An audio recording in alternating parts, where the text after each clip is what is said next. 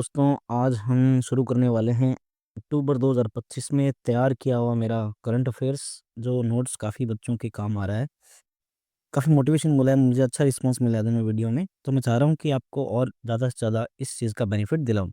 मैं 100% श्योर हूँ कि अगर आप इससे ज़रूर क्वेश्चन करके जाएँगे, इसको लगा के जाएँगे, 2-3 बार रिपीट करके जाएँगे, तो आप ईज़िली 15 से 16 क्वेश्चन अटेम्प्ट कर सकते हैं। लोगों ने बहुत ज़्यादा इसका हवा बनाया है, हम इस हवा को निकालने का प्रयास कर रहे हैं। देखिए, अक्टूबर में 2025 में क्या है कि ऑस्कर 2026 के अंदर भारत की जो फ़िल्म जो रजिस्टर्ड हुई है वो है होम बाउंड। अब होम बाउंड जो फ़िल्म है, इसके निर्माता कौन है हमारे? तो नीरज दीवान हैं जी, निर्माता ध्यान रखेंगे। 98वें ना पुरस्कार होने वाले हैं अभी, 98th जो 2026 में होने वाले हैं, ध्यान में रखेंगे। भोज वृक्ष के संरक्षण के लिए केदार सिंह रावत पर्यावरण पुरस्कार जो दिया गया है, किसको दिया गया है? हर्ष वेंतेजी बिष्ट को दिया गया है। भारत का डेविड्स कप के लिए जो क्वालीफाई किया है भारत ने, स्विट्ज़रलैंड को हराकर किया है 2026 के लिए। और आपको यह पता होना चाहिए 2025 में डेविस कप किसने जीता था? तो जीता था जी इटली ने। किसको हराया था? स्पेन को हराया। स्पेन को हराया इटली ने, ध्यान में रखेंगे। 11वां महिला हॉकी विश्व कप जो है वो होंगझाऊ चीन के अंदर हुआ है और फर्स्ट चीन रहा है, रनर अप इसमें इंडिया रहा है। ये ध्यान रखेंगे कि रनर अप हम रहे हैं एशिया वाले में। और ये महिला वाला एशिया कप चीन में हुआ है। भारत में राजगीर के अंदर जो पुरुषों वाला एशिया कप हुआ है, पुरुषों का 12th था, महिलाओं का 11th था। इसको थोड़ा कंबाइन दोनों को रिलेशन में लेकर याद करेंगे। भारत का राजगीर बिहार में हुआ है आयोजित। फर्स्ट इंडिया रहा था, रनर अप रहा था दक्षिण कोरिया। ठीक है जी। हॉकी विश्व कप 2026 में क्वालीफाई भी कर लिया भारत ने इसको जीत कर। और जो हॉकी विश्व कप 2026 कहाँ होने वाला है? वो होने वाला है जी बेल्जियम और नीदरलैंड में होगा। वो ये क्वेश्चन आया हुआ है। जो होम बाउंड वाला वो भी आया हुआ था। प्लेयर ऑफ द टूर्नामेंट इसमें कौन थे? हमारे अभिषेक नैन थे भारत के। वर्ल्ड रेसलिंग चैंपियनशिप जो है 2025 के अंदर, उसका आयोजन क्रोएशिया में हो रहा है। अंतिम पंघाल 53 केजी वर्ग के अंदर ब्रॉन्ज मेडल लेके आए। ये क्वेश्चन आया था एग्जाम के पॉइंट ऑफ व्यू से, बता रहा हूँ मैं आपको। ये क्वेश्चन आपसे डायरेक्ट पूछा गया था कि वर्ल्ड रेसलिंग चैंपियनशिप के अंदर जो कि क्रोएशिया में आयोजित हो रही है, अंतिम पंगाल ने किस कैटेगरी में मेडल जीता? इस टाइप से क्वेश्चन आया हुआ है। तो अंतिम पंगाल को याद रखेंगे, इसको आयोजन याद मत रखना। अंतिम पंगाल को याद रखो, 53 केजी को याद रखो, और ये याद रखो कि अंतिम है तो इसको अंतिम ही मेडल मिला है। ठीक है। वर्ल्ड एथलेटिक चैंपियनशिप 2025 आयोजन इसका टोक्यो जापान में हुआ है। पहले स्थान पर यूएसए रहा है। 17वीं जो विश्व वुशु चैंपियनशिप है 2025 की, ब्रासीलिया में हुई है और चीन इसमें फर्स्ट रहा है। वू से वुशु और वू से ब्राज़ील, ध्यान रखेंगे। चाइना मास्टर्स 2025 के अंदर फाइनल में सात्विक और चिराग ने हार हार गए, लेकिन जीता क्या उन्होंने? रजत पदक जीता है। तो इसको बहुत ध्यान से रखेंगे कि सात्विक और चिराग ने कौन सा पदक जीता है जी? रजत पदक जीता है। ये भी क्वेश्चन आया हुआ है। ये सात्विक चिराग ने जो क्या हुआ था, कोरिया के किंग वॉन हो और सीओ सेउंग जे से हारे थे। ये ध्यान में भी रखेंगे इसको भी। हालाँकि इतना क्वेश्चन पूछा नहीं जाता। अब देखिए, मैं आपको बहुत ही बेस्ट मैटर दे रहा हूँ लिख के। एक चीज़ ध्यान रखना, बहुत सारे बच्चे कन्फ्यूज़ हो जाते हैं आईएसएसएफ वर्ल्ड कप 2025 के लिए। देखिए, ये जो वर्ल्ड कप है ना, ये कई चरणों में होता है, लेकिन ये वो वाला नहीं है, ध्यान में रखेंगे। ये आईएसएसएफ वर्ल्ड कप है, वो किसमें है? राइफ़ल और पिस्टल कैटेगरी के अंदर है। ध्यान में रखना है इसको। इसके अंदर अपने को इतना ध्यान में रखना है कि ये चीन में हुआ था और इसके अंदर हमारी जो ईशा सिंह थी, उसने गोल्ड मेडल जीता था 10 मीटर एयर पिस्टल स्पर्धा के अंदर। इसमें बस इतना ही ध्यान में रखना है। इसके अलावा आईएसएसएफ वर्ल्ड कप जो है वो 4 चरणों में हुआ है, वो मैं आपको अलग से बताऊँगा, नीचे की साइड आपको मिल जाएगा। आईएसएसएफ वर्ल्ड कप जो जूनियर में हुआ था, ये भी ध्यान में रखना है, क्योंकि जूनियर वाले के अंदर भारत फर्स्ट रहा है, दोनों चरणों में। पहले में और दूसरे दोनों चरणों में भारत फर्स्ट रहा है। ये 2 चरणों में हुआ था। देखिए, दूसरा चरण तो भारत में ही हुआ है इसका। Doctor Karni Singh shooting range, new Delhi, ये सेकंड चरण हुआ है, जिसका जो कहाँ हुआ था? न्यू दिल्ली में। फर्स्ट चरण कहाँ हुआ था इसका? उसमें फर्स्ट हमारा कौन रहा था? भारत रहा था। सेकंड वन में भी कौन रहा था? भारत रहा था। ये क्वेश्चन बार-बार रिपीट हुए हैं इस हमारी ग्रुप डी वाले लेटेस्ट एग्ज़ामों में। अब देखिए, फर्स्ट चरण जो इसका जो जूनियर शूटिंग विश्व कप था, वो जर्मनी में हुआ था। उसमें भी फर्स्ट कौन रहा है हमारा? इंडिया रहा है। मेडल कितने लिए हैं? 11, ये याद रखना है। सेकंड चरण में इंडिया ने मेडल कितने लिए हैं जी? 26 मेडल लिए हैं। ये भी ध्यान में रखना है। इसमें भी कौन रहा है फर्स्ट नंबर पर? भारत रहा है। अब देखिए, विश्व मुक्केबाजी जो है, विश्व मुक्केबाजी चैंपियनशिप जो है 2025 की, उसका आयोजन लिवरपूल में हुआ है। ठीक है जी। भारत थर्ड रहा है, ये भी ध्यान में रखेंगे। और स्वर्ण पदक किसने जीता है? जैस्मिन और मीनाक्षी हुड्डा ने जीता है। 57 कैटेगरी 57 केजी 48 kg में। ये क्वेश्चन भी पूछा गया है, लेकिन इसमें ऐसे पूछा गया है कि जैस्मिन कौन सी कैटेगरी से बिलोंग करती है, तो हमको मेनली ये याद रखना है। जो स्वर्ण पदक जीते हैं उनको तो याद ही रखना है भाई। अब देखिए थोड़ा सा और अच्छा क्वेश्चन है। डी गुकेश ने किसको हरा कर क्लासिकल शतरंज जीता? तो अभिमन्यु मिश्रा। इसने हराया किसको? डी गुकेश को हराया अभिमन्यु मिश्रा ने। सबसे कम उम्र के हैं, 16 साल के। फुजेराव ग्लोबल चेस चैंपियन में प्रणव वेंकटेश ने जीता था भाई medal.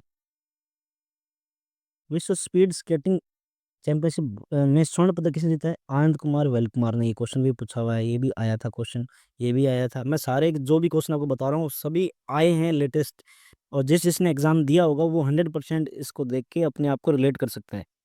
28वीं IITTF ATTU Asian table tennis team championship कहाँ हो रही है जी? भुवनेश्वर में हो रही है। इसमें भारत का कोई रैंक भी नहीं आया है, ध्यान रखना। इसे बस ये ध्यान रखना है कि कहाँ कहाँ पे आयोजित हुई है, तो भुवनेश्वर में आयोजित हुई है। अब जो सबसे बेस्ट पार्ट था इसका वो मैं बताता हूँ आपको। यहाँ से बहुत क्वेश्चन पूछे जा रहे हैं। बच्चा कंफ्यूज यही हो रहा है जी, हम कभी तो पढ़ रहे हैं अप्रैल में हो रहा है, कभी हम पढ़ रहे हैं कि जर्मनी में हो रहा है इसका, कभी पूछ रहे हैं कि ब्यूनस आयर्स में हो रहा है, कभी पूछ रहे हैं लीमा में हो रहा है, ये कैसे होता है? तो देखिए एक जनरल बात बताता हूँ आपको। ISSF वर्ल्ड कप है, ये 4 चरणों में होते हैं जी। ये शूटिंग से रिलेटेड है इन सबका, ध्यान में रखना, निशानेबाजी से रिलेटेड है। 4 चरणों में होते हैं ये। पहला चरण जो कहाँ हुआ है जी? ब्यूनस आयर्स में हुआ है, अर्जेंटीना की राजधानी में। भारत सेकंड स्थान पर है, इसको याद रखना है। कुल मेडल कितने हैं ये याद रखने हैं। ये कम से कम 15 से 20 क्वेश्चन आए हैं इस 4 स्लाइड, इस इतनी सी बात में, देखो 4 पॉइंट में। सेकंड चरण कहाँ से हुआ है? लीमा में, अप्रैल में। और भारत कितने रैंक पे रहा है? थर्ड रैंक पे रहा है। टोटल मेडल कितने लिए? भारत ने 4 लिए। थर्ड चरण कहाँ हुआ है? म्यूनिक, जर्मनी के अंदर हुआ है। इंडिया ने कितने मेडल, कौन से रैंक पे रहा है? थर्ड। मेडल टोटल कितने लिए? 8। फोर्थ चरण है वो कहाँ हुआ है जी? दोहा कतर में हुआ है, जो दिसंबर में हो रहा था। और इंडिया ने सेकंड रैंक लिए है, 6 टोटल मेडल लिए हैं। अभी तक का भारत का सबसे अच्छा प्रदर्शन है ये सेकंड वाला। इसमें एक और ध्यान रखना है कि लेटेस्ट का है ना ये, इसलिए दिसंबर में ही हुआ है अभी। तो इसमें ये भी ध्यान रखना है, गोल्ड किसी ने जीता? दो ने जीता है जी, सिमरप्रीत कौर, ऐश्वर्य प्रताप। ये वाला क्वेश्चन अभी लेटेस्ट आया था जनवरी की शिफ्ट में, ऐश्वर्य प्रताप वाला। ठीक है, तो इसको ध्यान में रखेंगे अपने।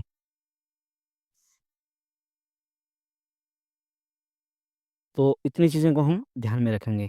अब और देखिए आप क्या है,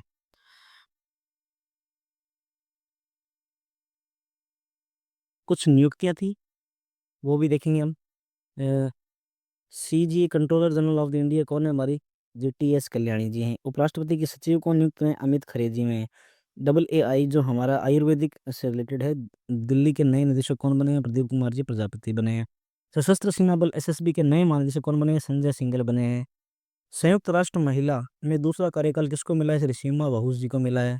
UNFPA में मानद दूत किसको बना लिया गया है? तो जी कीर्ति सिंह को बना लिया है। एक एडवोकेट भी बनाए हैं, एडवोकेट बनाए कीर्ति सुरेश को, ध्यान रखना है ये भी। कीर्ति सुरेश जी एडवोकेट है। महत्वपूर्ण दिवस के बारे में बात करेंगे, यहाँ से भी क्वेश्चन पूछे जा रहे हैं। तो इंडिया पोस्ट पेमेंट बैंक का स्थापना दिवस जो 1 सितंबर को हुआ है वो कितना था जी? 8th था। सिटी यूनियन बैंक जो 2 सितंबर में कितना स्थापना दिवस था उसका? 120 था। ये क्वेश्चन अपना आया था। अंतर्राष्ट्रीय साक्षरता दिवस 8 सितंबर को मनाया जाता है।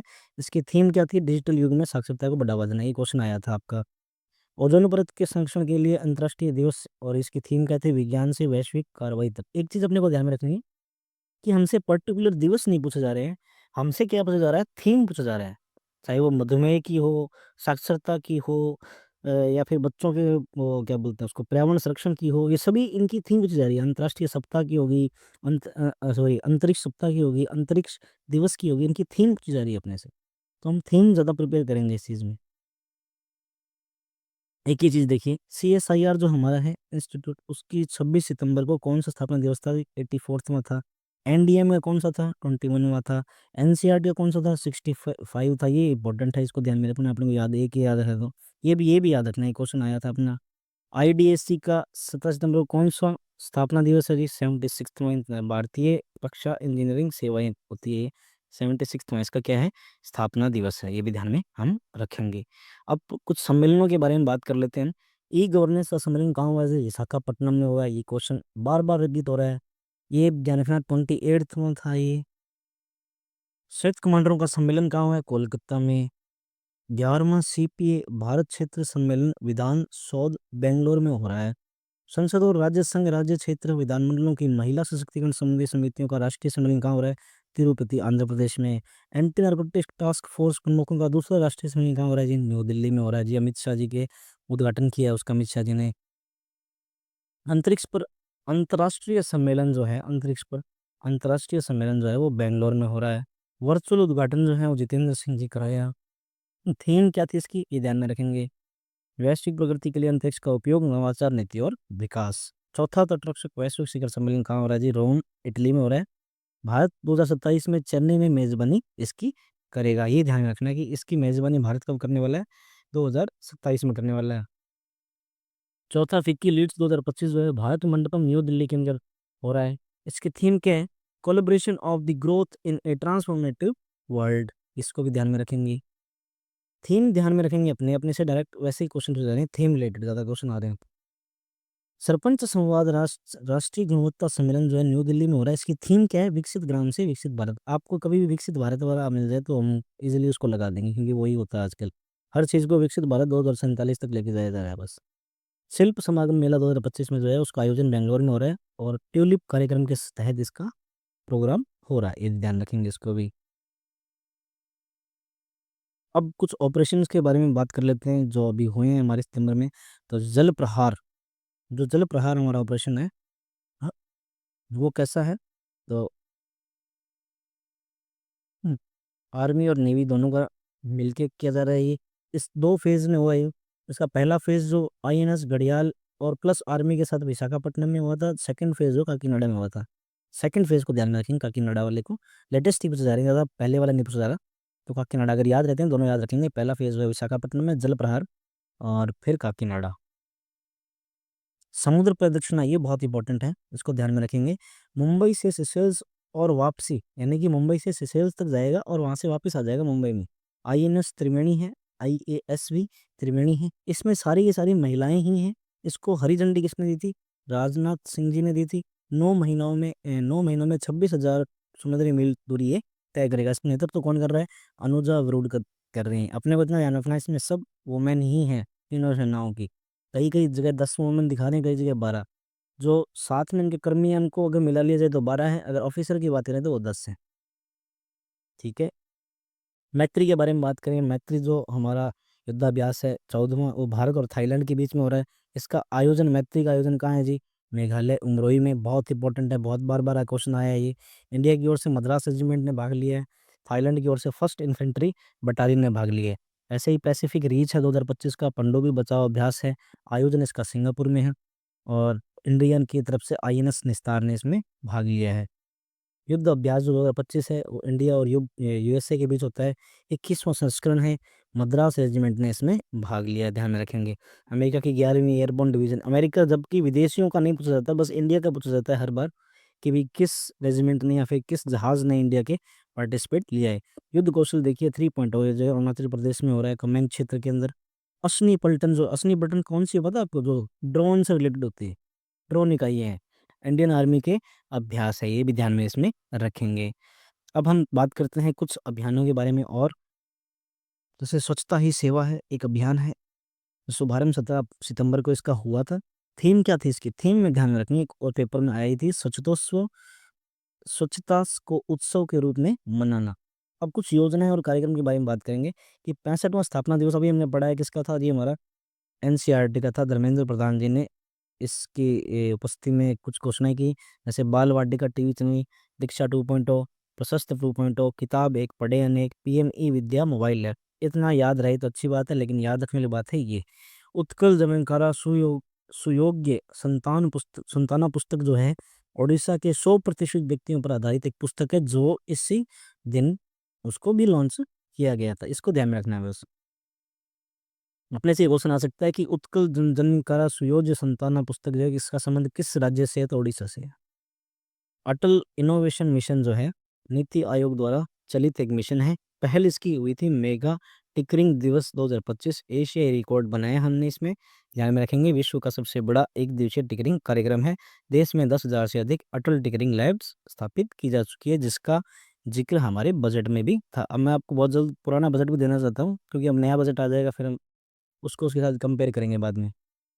आईआईटी दिल्ली, भारतीय खेल प्राधिकरण एसएआई के मध्य एमओयू जो हुआ है, ध्यान में रखेंगे क्यों हुआ है और किस लिए हुआ है। ताकि खिलाड़ियों को हम अच्छी तरह से स्कैनिंग कर सकें, उनके शारीरिक में अगर कोई चोट लगी है तो उस चोट का अच्छी तरह से निवारण हो सके, उसके लिए आईआईटी दिल्ली और भारतीय खेल प्राधिकरण के मध्य एमओयू हुआ है। जिसके तहत आईआईटी दिल्ली के अंदर बायो मैकेनिक्स मैकेनिक्स प्रयोगशाला का भी उद्घाटन किया गया है। इनको मैकेनिक्स रूप से भी सिखाया जाएगा। अपेडा जो हमारी है, और आईईसीएल जो राष्ट्रीय सहकारी निर्यात लिमिटेड है, इसके मध्य एमओयू हुआ है। रणनीतिक खनिज की खोज के लिए एमओयू किसके से बीच में हुआ है, एचसीएल जो हिंदुस्तान कॉपर लिमिटेड है और ऑयल इंडिया लिमिटेड। ये बहुत ही इंपॉर्टेंट क्वेश्चन है, इसको ध्यान में रखना है।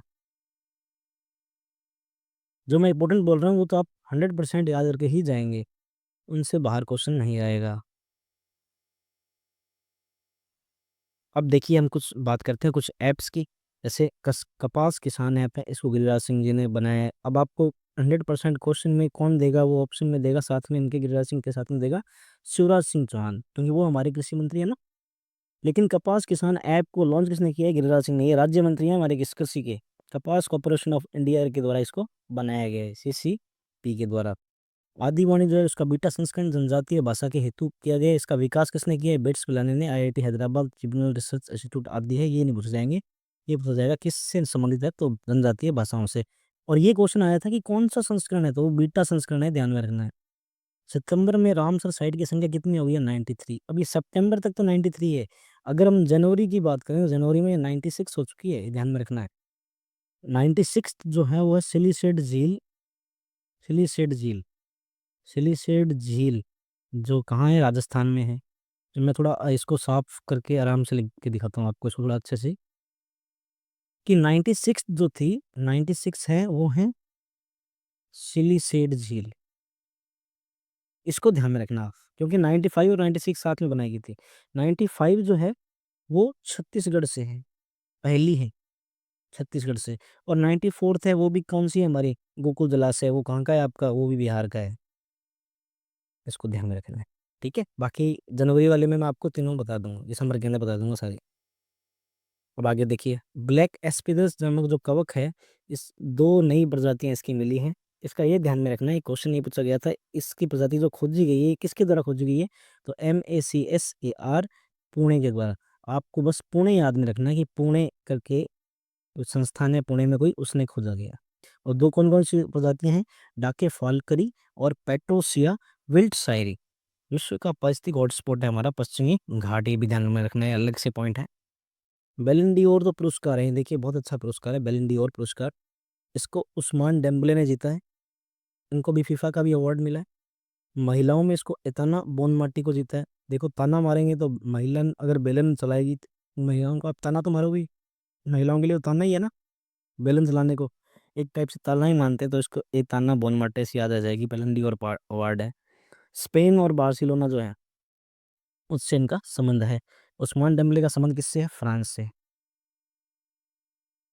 लांजा एन जो है ये क्या है जी, ये भी एक रडार सिस्टम है, 3D एयर सर्विलेंस रडार है। ये हमारा टाटा का TASL जो हमारी लैब है, टाटा की लैब, उसके द्वारा ये बनाई गई है।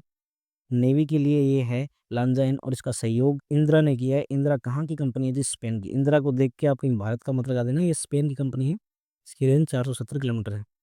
कुल 23 रडारों की डिलीवरी, जिसमें 20 भारत में असेंबल होंगे, जिसके लिए TASL का सुविधा केंद्र कर्नाटक में बनाया जाएगा। टाटा की जो लैब है ये कहाँ सुविधा केंद्र कहाँ बनाएगी, कर्नाटक में बनाएगी।